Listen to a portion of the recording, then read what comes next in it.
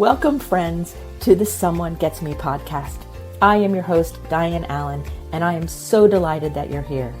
This podcast was created because I believe there is a visionary leader inside each one of us who is waiting to be seen.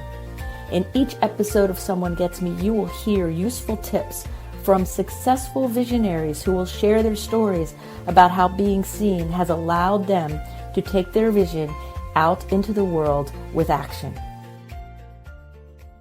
Relational intelligence as a leadership edge. Hi, friends. It's Dianne here at Someone Gets Me, and I have a really good friend with me. Her name is Christina Weber, and she's the visionary founder of WeDeepen. We're going to talk about that a little bit more as we get into the show. But she is an expert on relational intelligence and how, as an intensely sensitive, gifted person, we can use our relational intelligence to bridge gaps. Christina is the visionary founder of WeDeepen, and the link to that will be in the show notes. So all of her information is in the show notes for you, so you don't have to write it down. You can just go and click on it. She is amazing at human connection and builds senses of community and experiences that help you see who you really are so that you have a leadership edge above people who think they know who they are. Because there is a big difference. And we're going to talk about that difference a little bit. She talks about how to deeply listen to people and how to be connected in ways that maybe don't seem typical in the leadership arena. Christina has studied a long time and she's been featured all over the place. So again, check out all the links in the show notes. But I'm not going to waste our time talking any more about that. I want to welcome you to the show, Christina, and thank you for taking the time out of your busy life to be here with us. Thank you, Dianne. It's so amazing to be here and to be sharing this conversation with you and your audience as well. Oh, this is so good. I'm so excited because, as you know, Someone Gets Me is all about visionary, intensely sensitive, gifted leaders we're all visionaries for the most part, or the people listening to the show are the visionary, or the people who love the visionaries, or both. And so it's so important, I think, sometimes for us to get a grasp on how did we all get where we are? So will you give us a few minutes of a backstory, what made you care about relational intelligence after all, and how is that for you? I just had the honor of sharing my story at the biohacking conference. And gosh, to put it all together of how I got into this place to be absolutely obsessed with love started as a child. I grew up in a dysfunctional family, like a lot of us did. Most people don't grow up as they're in healthy relationships. And the topic is pretty much completely neglected in our educational curriculum. So where do you go to learn love? I was always one of those young girls who the boys had crushes on. And I, after hitting puberty, I was like, I like the boys too. And I journal pretty much every day about my little love stories from 8 years old on. I have all my journals. And I found myself always trying to figure it out. I was obsessed. I, had my love shoebox with corsages, notes from the boys. I would eavesdrop on my mom's phone conversations, try to understand what's happening between her and my dad. And no matter how hard I tried, it was this puzzle for me. And the puzzle continued through my teens. My first high school boyfriend cheated on me and then lied about it. And I became very confused about, why would somebody lie to the person that they love? And then in my 20s, I moved to New York. It was the era of Sex and the City. And I easily met men. I was having a ton of fun dating. And then I met somebody who I thought would be the one. This time, though, I had him sign a dating contract, thinking that that piece of paper could protect my heart. 2 years into that relationship, I find out that he had slept with somebody during a break and that he neglected to share that piece of information with me. So there was always this query of why is it that people are hoarding bits and pieces of themselves in connection? And how do I date and find the love of my life and be in a healthy relational dynamic became an absolute obsession. And then in 2014, dating apps became the hot topic. And I was anti online dating at the time, but then I had friends who I highly respected who were swiping on dating apps. I gave it a shot. All of us did. And we were still found ourselves like, it's not working. This just isn't working. And Uh-huh. being in that query, like I was when I was a child, going back and being the investigator of love, I actually discovered around that time an entire industry dedicated to supporting people and having healthy, loving relationships. And there are various teachers, experiences, modalities, system typologies. And I became obsessed with curating them, gathering them, studying them. And now my organization, WeDeepen, we host masterminds for your love life, their love immersions. We run a love club, and we also run a high-end experience where we guide those who are leaders. It's called the WeDeepen Luminaries, and we're able to take them on adventures to give them advanced love and relationship tools and technologies. And it's my greatest passion. I love what I do. And I found that the world, it seems now, we're recording this in 2025, that they are ready. They are feeling the fragmentation around our love life and the brokenness around our relationships. And they're ready to discover something more, something different in love. Oh, that's perfect. I love that. So for the person who has never really thought about relational intelligence, how would you define it? I would find relational intelligence is, you know, we're all in relations, like in every moment. There's I was recently hearing about Indian tribes that they would start their conversations with all my relations. It was like Mhm. that was the first and primary thing that they're always thinking, all my relations. And the first relationship that we have is with ourselves. Mhm. There's statistically, take statistics for what they are, but there's a Harvard study that has shown that 95% of people believe that they are self-aware. But in the study, it showed that only 10 to 15% of people are actually self-aware. What does that even mean to be self-aware? Well, it's number one, to understand the impact that you have on those around you that you're relating to. Two, do you understand your own individual patterns, your blockages? Are you Mhm. meeting them? Are you learning from them? Are you growing?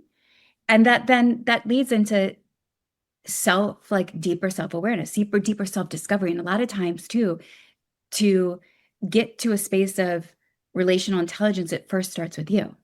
It first starts with that discovery. And that's why I love all forms of typologies, from astrology, human design, Enneagram, Myers-Briggs. We used an advanced one called Aboutly, which is a neurobrain mapping system.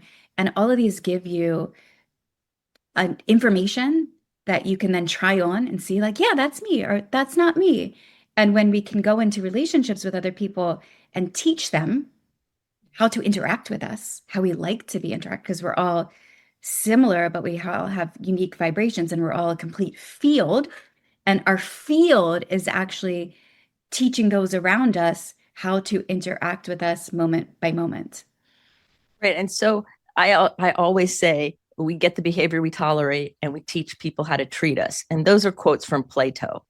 So what we're talking about is basic human essence and human energy and just human relation that's been going on for a very long time. If Plato is credited with quoting that, he either thought of it or got it from somewhere, right?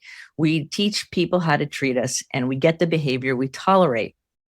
So that leads into the whole idea of setting boundaries. So if I put up with somebody disrespecting me in a certain way, like always being late or maybe cutting me down or treating me in a non-respectful manner, the moment I keep putting up with it, I'm teaching that person that that behavior is okay. So when I wake up one day or I get into some experience where I learn how to love myself more, and now I'm setting better boundaries, those other people have some things to learn because I will have shifted. And so there's all kinds of interesting dynamic when it comes to being a leader of our own life and being a leader in the world. And, like a lot of people are entrepreneurs. You're an entrepreneur, so am I. We like to come up with our own systems to do things. right? So, what is something that you do personally that helps you stay in superb relation with yourself? Because you said it, and I agree with you. It starts with us. So, there's some people who, and the reason why I'm asking this is because there's a lot of people who think they got it, right? Like they're in their head. I call them brains on sticks, walking around and they're disconnected from their body and their emotions and their spiritual self. And so, what do you do to keep that alignment and that flow going in a world that's not really meant for us yet? Like we're starting to turn the tide, but we're still kind of the outliers in a lot of ways. So what do you do for you? Because you have it more effective in your life than others who don't even know what it is yet. So give them some tips. So it's a bit of a loaded question. I do so much. Life is this exploration. There's so much to discover. I like to say your intimacy journey is your life story. And there's always a new layer to peel back and uncover. If I just think about love and what is love as the whole bigger picture. This is how I view love itself. So this is self-love for me, and in my practice of relating with other people. And I look at love as the process of removing layers of the ego, the fears, the negativity, the things that are holding me back from being the highest version of myself, coupled with ever increasing acts of sharing, because we give to who we love. So for me, I'm always seeking for ways that I can feel love for myself. And I know I feel love for myself when I'm overcoming a challenge, when I'm moving outside of my zone. So that's when I commit to giving the talk at the biohacking conference. It was a vulnerable experience for me because there I was at this 4,000 person conference.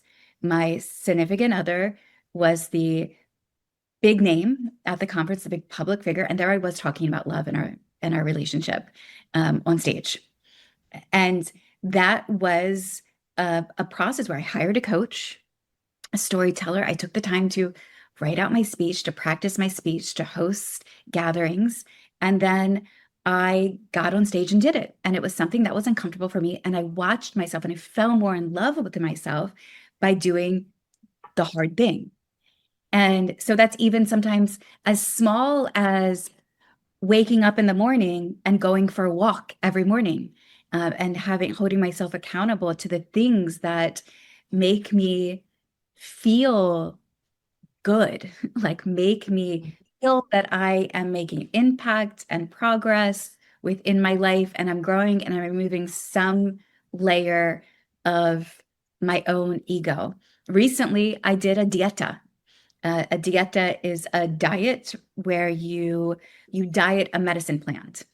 Typically, there's lots of medicine plants, but this one specifically was Noriel.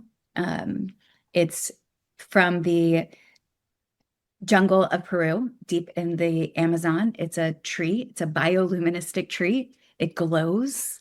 And I went into 10 days of silence, dieting the tree, fasting, and had no technology, no access to any technology. So I was cleansing my system from any dopamine, any output from the external world, and really going inside myself.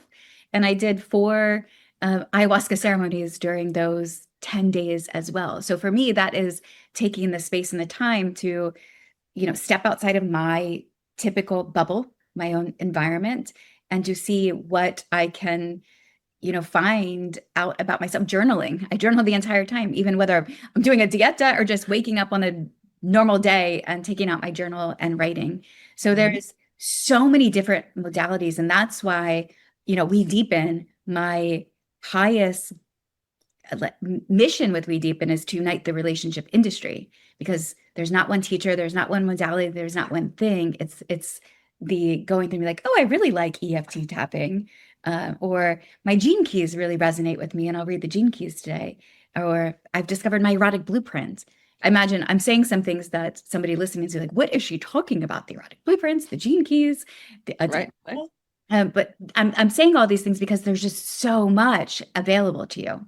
Well, and the funny thing is gifted people, we dive in deep into everything. So if somebody heard something and they don't know what it is, they're already researching it because Great. that's how we roll.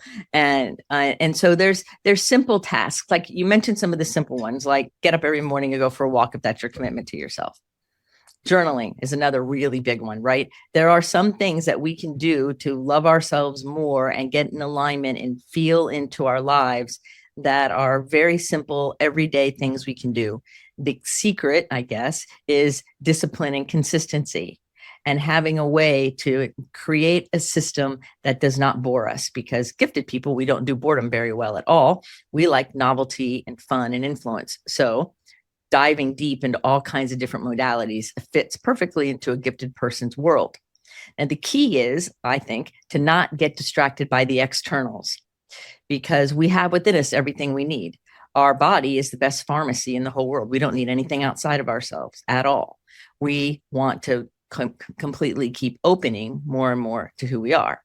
And so all of the things that Christina just said, they go perfectly with just take the little steps, dive in, start learning something, see what it is where you're curious and follow that curiosity, which is what you've done, right?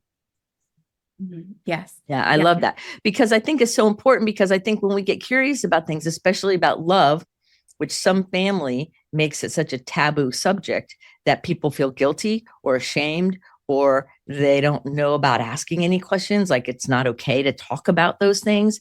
And so there's all of this cultural heaviness that can get in the way of our own relationship with ourselves, which then shows up in our relationships with others, with all our relations, right? And so there's so much to this. It's just really fascinating.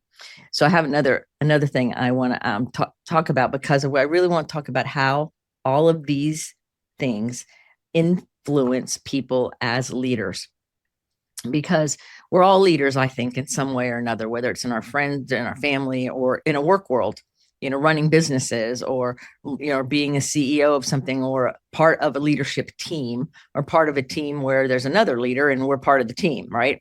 So how does having really great emotional intelligence and ever developing emotional intelligence, which is what you said, right? How does that pay off for a leader? In every way possible. I mean, everything in life is a relationship. Mm-hmm. And if you are leading a group of people, to really be able to listen to them and guide them based upon their dreams, their hopes, their inspirations, that's what makes you the most effective leader possible. So having the skills to relate to them, to understand them, to motivate them, I think it's everything. It's so true. So, without giving any confidential information out, I'm really curious if you would mind sharing maybe a vignette or a story that's based on a real experience. Doesn't have to be, the exact person, but like I'm thinking about, I'm sure people who've sought you out to work with you in different ways. I'm sure you've run into people who have been like blocked up, like they were just not able to, couldn't get to their own feeling self, their own love self at all. Like they were so stuck in their head, and they knew, maybe even they knew it, or maybe they didn't. And how did you, give us a little story about what you did when working with them, or how you helped them. In my mind, I would use the word kind of thaw out that block so it became malleable in order to help free them from that bondage. Most of the people that I work with are on a continuum. So I get to see them make constant shifts and upgrades. There's a particular group, our WeDeepen luminaries, that I'm leading, and I have 4 people in that group. And I've been seeing them now for the past 6 months completely up level and evolve. And I think what a lot of that, you mentioned something of in our head, and that is probably the theme of the season for me.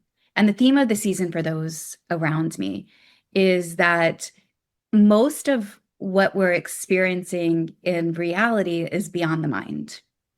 And I've realized with even one particular human is coming to mind, and she is in transition with her career.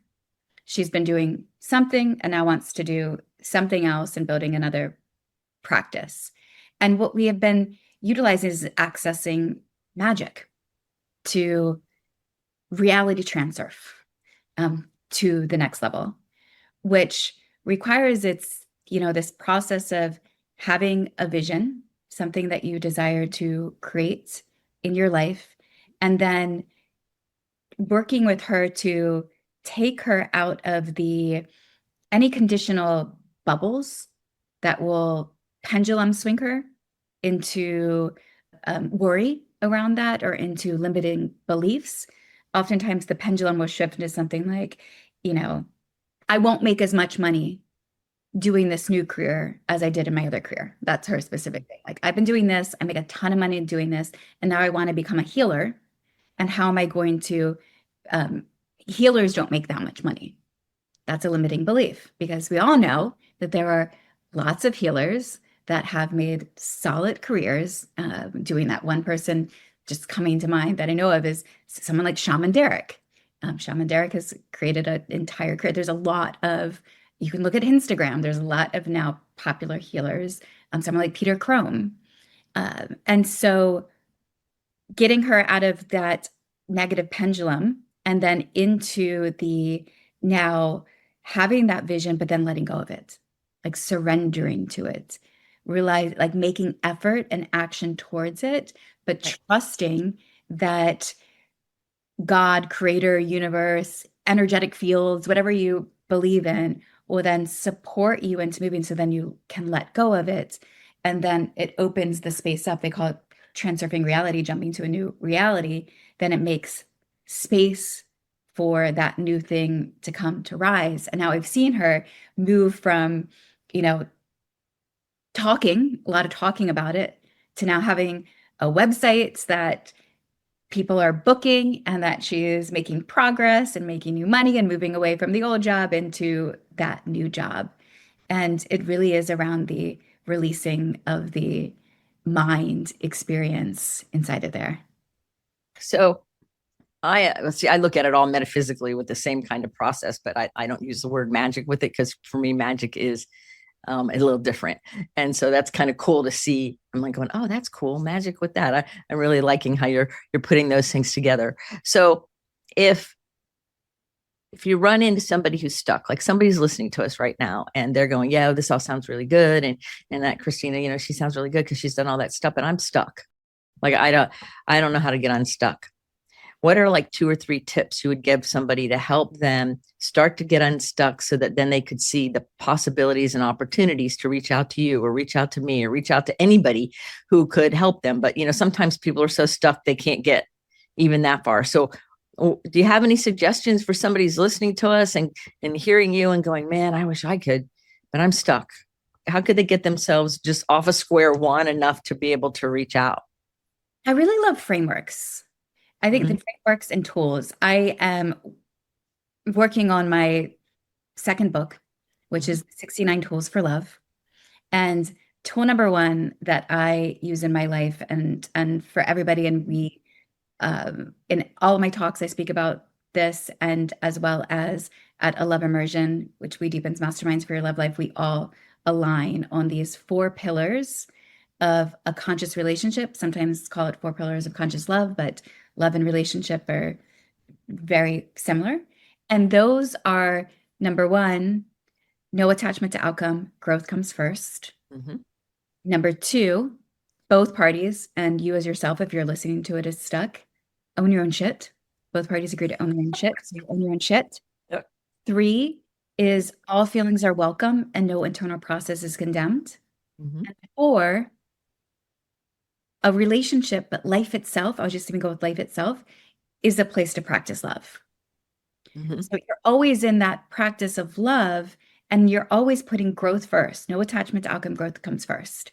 So if I'm aligning on these 4 pillars of a conscious relationship, then I'm putting, growth first, and I'm practicing love. So essentially, life is a practice. Life and love kind of go hand in hand. So right. Always in a practice. Yeah. So how do you then, take a particular modality, and that could even be, talk therapy. It could be there's just so much things that gives you access to that level of growth. Like, where is it? So I think that's step number one is first off, like, let's just look at where you're at and then look at where you dream of where you want to go and then move towards that. Like, how do we grow towards that specific vision of yourself? Because, a lot of us are in a transactional environment around, like, we are thinking of like, what can I get? Where can I get? Who can I help me? What is this? And it's not about what you can get, it's about who do you get to become. Yes, Growth comes first. that's totally 100% accurate. I totally agree with you. And we're immersed in this transactional situation. What can I get? What can I get? What can I get? When really it's who am I becoming along the journey? And that's the relational difference. And I had a client one time tell me, I'm really working hard on the work that this person's doing, because she goes, you're a relational mentor. You don't do things transactionally. I said, precisely. It's about that relational connection, and it's about non-attachment outcome, which, if y'all want to look that up, that started with Buddha, right? So what you hear Christina doing as this expert curator, which I think is really cool, is bringing all these really amazing ideas together and creating a framework in a way to look at things, to give you support, to give you assistance. And I'm getting goosebumps. And when I listen to you, I think that people who would be working with you would feel a sense of increased confidence and maybe even more competence in their own ability, because they would have epiphanies and light bulbs and see how things come together in unexpected ways. So I'm imagining the person who's thinking all the time, and then they do one of your love immersions or one of your programs, and then all of a sudden there's a feeling or a spiritual awareness or a piece of information that they have got to come out of that rigid thinking box in order to assimilate it and integrate it. And thereby the work you do becomes so powerful, because you have this great ability to bring all these wonderful things together because of your giftedness and your intense sensitivities. And because you have that curiosity, you've curated and gathered so many different things. I doubt that there's really not too many people in the world that could show up in your presence and you would go, I don't know how to help you. I don't think that would ever happen. It's interesting too, is like how I learn most is through my own personal experiences. So I tend to position myself as the role model. And it's even in my human design chart. My profile is a 6-2, which is a role model hermit. So I find that me moving through my own experience and then sharing, people come to a love immersion, and one of the feedback that we get most is like, wow, I've never seen somebody lead and be so vulnerable at the same time, willing to share about their own personal love stories. And I say that because if I'm going to get, I know you love vignettes and you love stories here. So if I think of that one of no attachment to outcome, growth comes first. Right. And I'm 44. When I was in my 30s, I wasn't necessarily practicing this concept of no attachment to outcome, growth comes first. I remember I was dating somebody who he was definitely gifted, a gifted human being. So we're dating, and I felt like in that relationship, I was falling in love with him. I felt deep love for him, and I couldn't say it. I would be in conversation with him or together with him, and I'd be looking at his eyes and staring at him and thinking in my head, I love you. And I wanted to say it, but it would never come out my mouth. Yeah. And I thought that if I did, it would be too much. I didn't want him to know how much I really liked him. And so I started contorting myself into someone that I thought he could love. And in the end, that shifting and wanting to be somebody else and not really expressing what was happening in my mind essentially wrote the end of our relationship. Sure. Yeah. And now in my 30s, after having multiple relationships, I'm left heartbroken all over again. Right. And then after this is my 30s. This is like gone through heartbreak. And also I'll add in that we tend to learn how to love in three stages. We move from a state of innocence into armored, when hurt makes you protect your heart, Mm-hmm. to skilled. And that's when you reclaim vulnerability, wisdom, and openness. Mm-hmm. So I was in the stage, Beautiful. I was in my armored stage. Right. Sure. I'd been hurt as a child and in previous relationships. This time I was not going to get hurt, and that was causing me to suppress emotions and experiences and words and things I want to tell this other person. My authenticity was stunned. Right. And then as I started studying love and accessing these frameworks, my most recent relationship, Mm-hmm. obsessively studying love, that as we started relating and I started to really open up and really feel love for this human. This time I had refused to hold any of that back. I was going to be true in every single moment. When we met, we were at two different phases of our life. I had never been married, and I knew I wanted an all-in relationship. He was newly divorced, and I could feel that his soul wanted dating experiences or needed to have those dating experiences. And I was really enjoying our time together 9 months in. However, as the time went on and me wanting more, that joy started to fade. I could still have fun with it, but the joy was now fading. And I could feel that in my body. And rather than go to him and demand anything more of him that I knew he wasn't available for, I got to then go into and rely on my own studies and practices.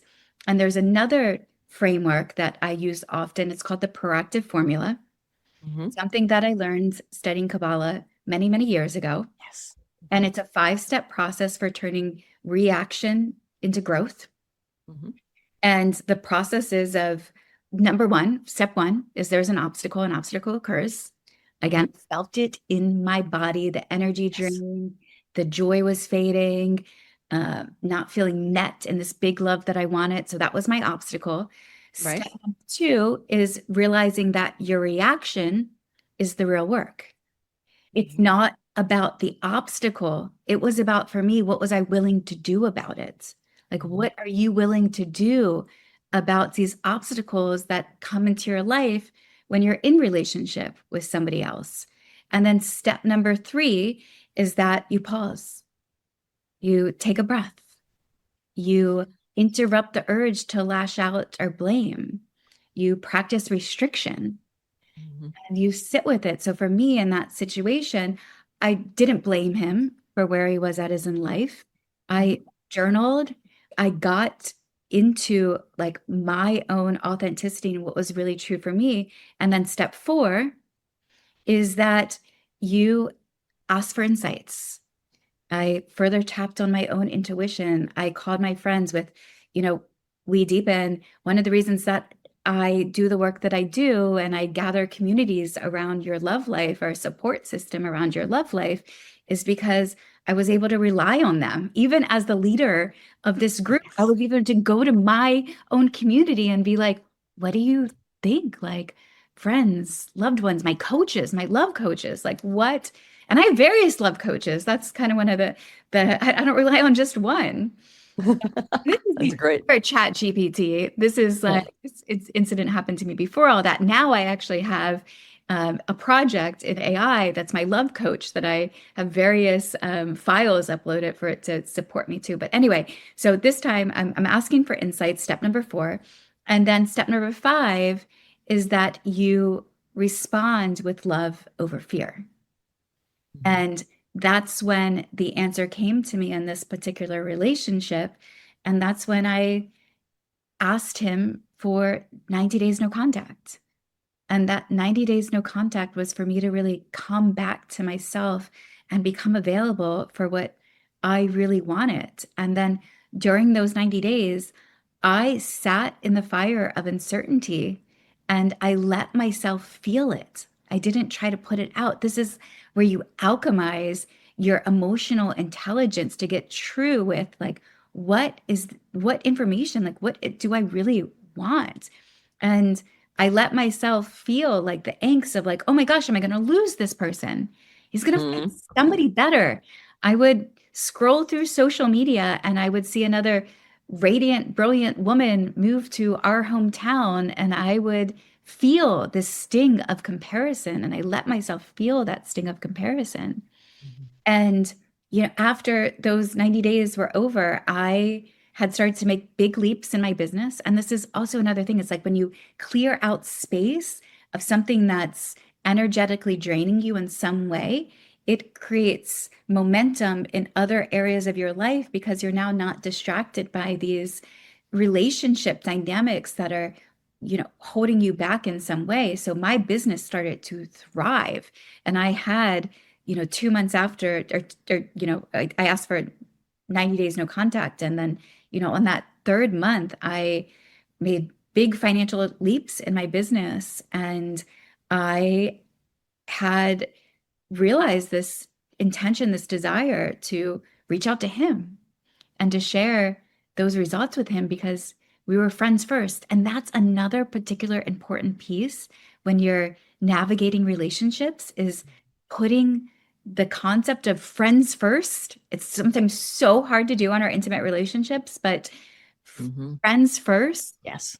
And so I reached out to my friends and I got to share my success with him because I knew that he would be really excited for me. And in that, he then, after this space between the in the middle space, had shared that he had missed me and I had missed him. And I told him he was becoming my favorite person. And he said, "You are my favorite person." And then that led us back into relationship. But like this time, a fully both all in relationship. We were, going steady at this time, and both of us were all in.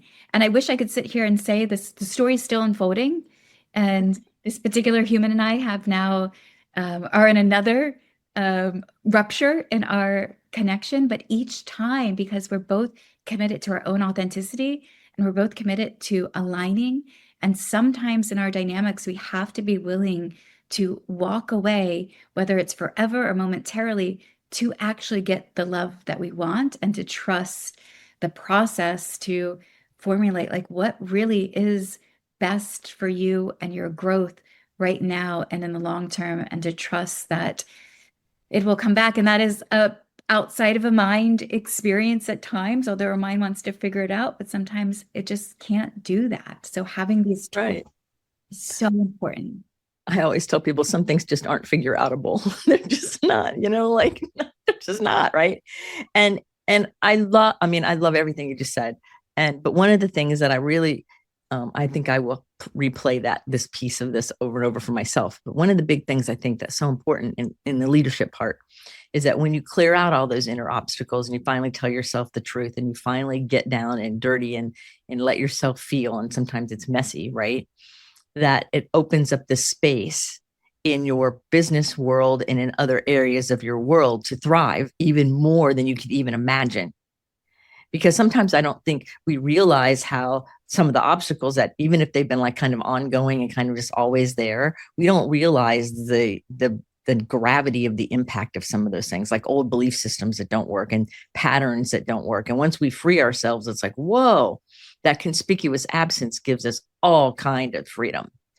And then every other area of our life has the opportunity to thrive. And I'm really glad you brought that point up, because I really think that that's essential for people, because I think people separate relationships and love from business and work and friends and family, but it's all one.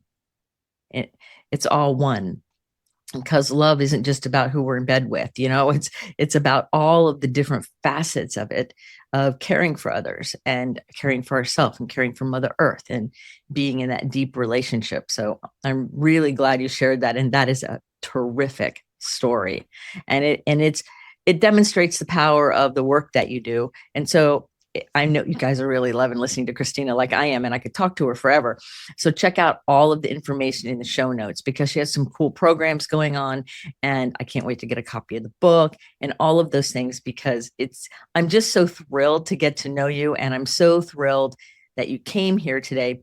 And I'm more thrilled for the good that you're bringing to our world because our world and humanity needs to have an awakening on this level. And I'm so glad you're right at the center of it.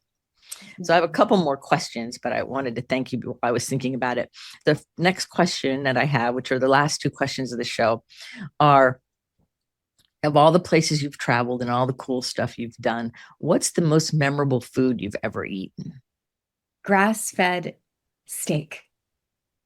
Ah, great. Why I say that is because I didn't eat beef for 25 years.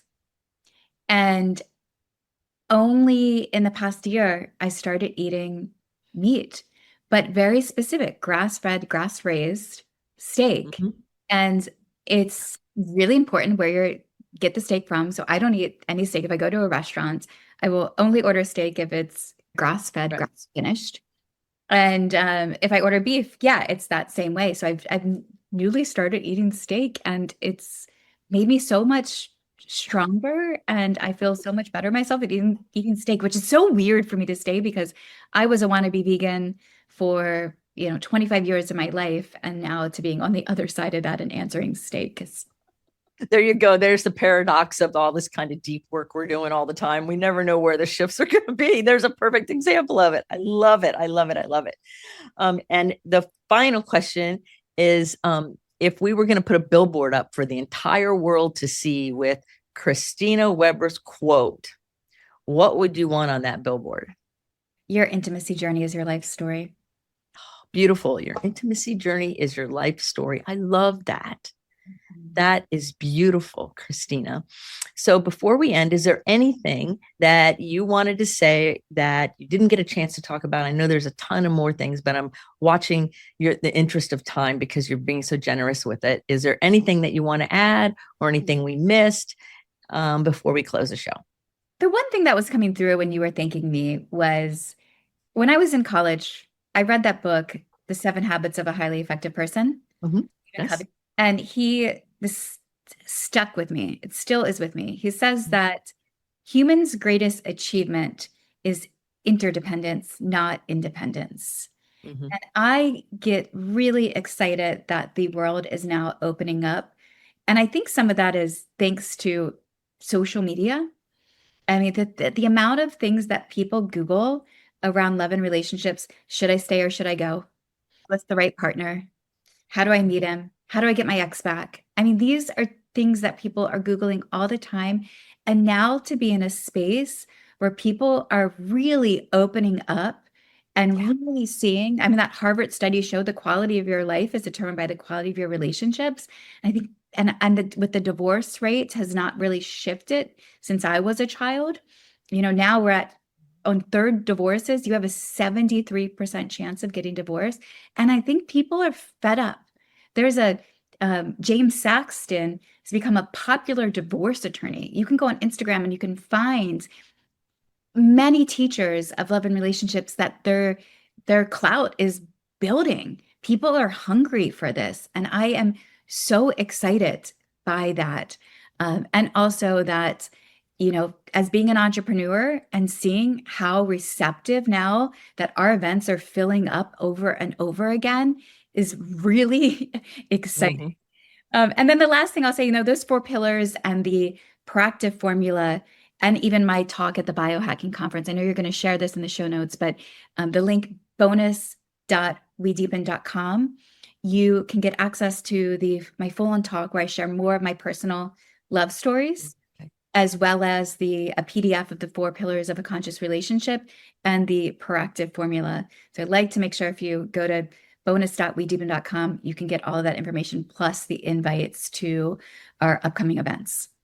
That's perfect. And we'll make sure that link's in the show notes for everybody. And that is so generous of you. So, again, that's part of why I'm so interested and excited for your work because you're so generous and so authentic. And I really, really appreciate it. So go check out that link, everybody.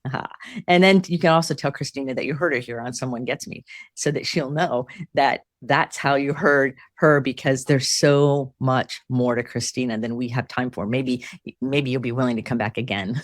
I would love to come back again. And Dianne, let me take a moment to thank you, because you and I initially got connected because I was seeking help. I had discovered this part of me that felt a bit neurodivergent. And one of our WeDeepen angel members, which is becoming the luminaries, has been working with you for years. And she would always say your name of how much you have helped her. And she would always be like, my mentor, Dianne. And I was like, I need to meet this mentor of yours you've been talking about for years, and how you've helped. So you and I have just been on this parallel journey for quite some time, supporting similar people. And I'm so grateful for your work and what you have taken on. And thank you for this show and the numerous books that you have written. It's an honor to be working with you as well. Oh, thank you so much. I know I feel that mutual admiration. And I just think it's so beautiful, because it's like without technology, we wouldn't even know each other. When you were saying about the social media part, I'm thinking, well, Zoom and technology and all these different things where, you are not in North Carolina with me, and we still get to have this great conversation and get to know each other. And it feels just as real as if we're in the same room. So I just love it. So thank you so much for being on the show. I really, really appreciate your time. And so remember, everybody, put your face to the sun so the shadows fall behind you, because you're a rock star. You are here on purpose with a mighty purpose. So go out there and let your light shine. Go check out Christina, follow her around, and make sure that you let yourself feel love for you and all your relations. Until the next episode of Someone Gets Me, this is Dianne and Christina saying, see you later and be well. Thank you for listening. I trust you gained some valuable inspiration and information. Please join me and other visionaries in the Someone Gets Me Facebook group. Or for more information on my services and additional episodes, visit someonegetsme.com. Again, thanks for listening.